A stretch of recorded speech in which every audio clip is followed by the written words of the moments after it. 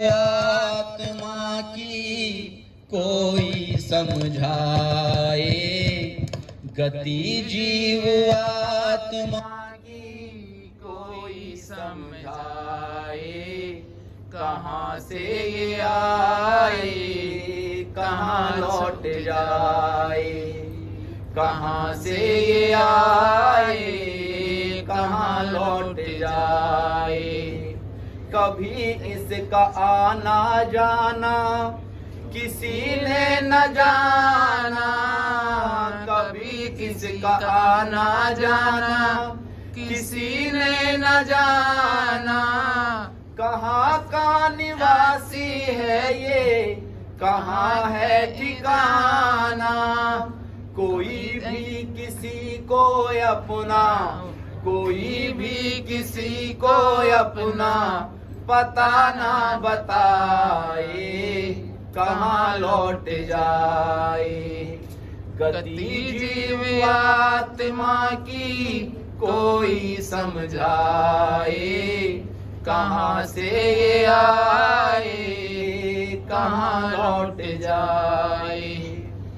हम सब आते हैं और चले जाते हैं, लेकिन कौन कहाँ आ रहा है, कहाँ जा रहा है, ये कोई नहीं बताता। बताइए, हम सब प्रबुद्ध लोग बैठे हैं। और उसके बाद कवि ने बहुत सुंदर बात कही, कितना सुंदर संसार परमपिता परमात्मा ने दिया।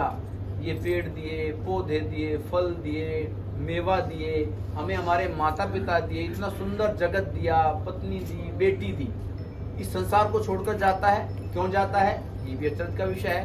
तो कवि अगली पंक्तियों में कहता है कि प्रभु ने हजारों तोहफे बना कर दिए हैं, प्रभु ने हजारों तोहफे बना कर दिए हैं। कुदरती नजारे सारे इसी के लिए हैं, इन्हें छोड़ क्यों जाता है, इन्हें छोड़ क्यों जाता है, समझ में न आए, कहाँ लौट जाए।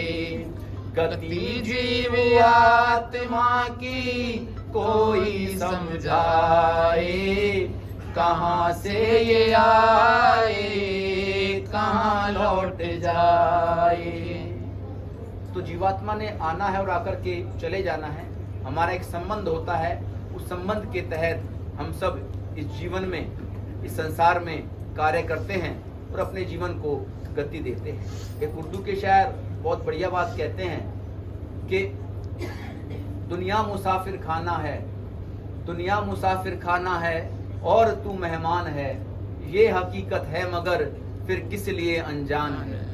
कैसे कैसे लोग इस दुनिया में आए और आकर चल दिए, रुस्तमो दारा अरस्तु और सिकंदर चल दिए, और जिस जगह उनके महल थे अब वहाँ कुछ भी नहीं, और झाड़ उनकी कब्र पर है बस निशा कुछ भी नहीं। हम सबको संसार से जाना है, बस हम जाएं तो लोग हमें याद करें, और किन अर्थों में, अच्छे अर्थों। सबको जाना है निश्चित तौर पर।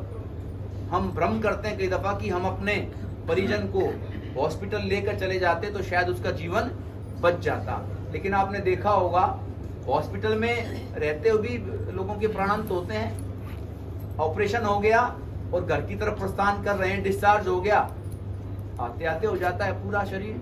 तो कुल मिलाकर ये प्राण परमपिता परमात्मा ने हमें दिए हैं। हम परमपिता परमात्मा का धन्यवाद करें, उस ईश्वर का धन्यवाद करें ताकि हमारा जीवन सफल बने।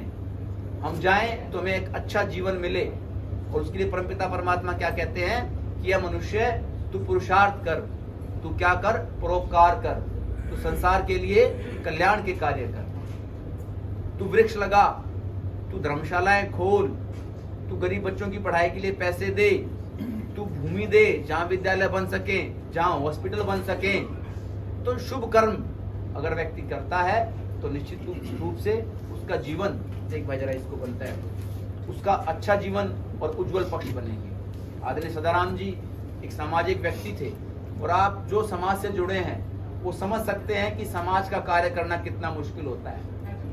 अपने समय को, अपनी नींद को, अपने चैन को, अपने आराम को, अपने परिवार को कहीं ना कहीं हम दाव पर लगाते हैं, तब जाकर समाज का काम होता है। जो लोग समाज का काम करते हैं वो भली भांति जानते हैं। तो ऐसे आदरणीय सदाराम जी आज हमारे मध्य में नहीं है।